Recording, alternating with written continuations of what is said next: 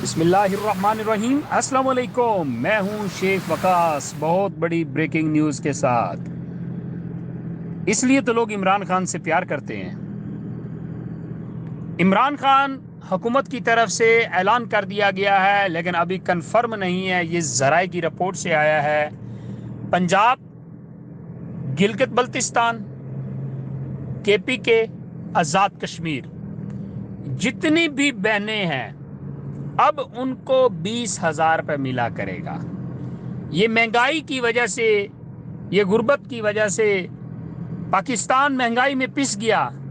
इस वजह से शहबाज शरीफ हुकूमत तो कोई एक्शन ना ले सकी, ना उसके पास कोई प्लान गरीबों को साथ लेके चलने का, ना उनके पास कोई आइडिया ऐसा उधर तो नज़र नहीं आया।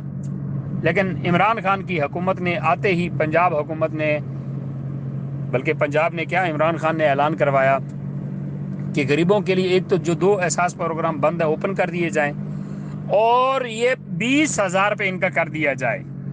आपके लिए बहुत बड़ी बड़ी ब्रेकिंग न्यूज़ है। जैसे कि आप जब 14,000 निकलवाने जाते तो खुशी कितनी होती थी, अब आप वहीं पे जब 20,000 लेने जाएंगे तो आपके लिए खुशी की इंतहा कितनी होगी। चलें जी, आपको बहुत बहुत मुबारक हो। इंशाल्लाह ये जैसी कोई ब्रेकिंग न्यूज़ इस तरह की इंस्टेंट बनती है तो आपको फ़ौरन बता दिया जाएगा।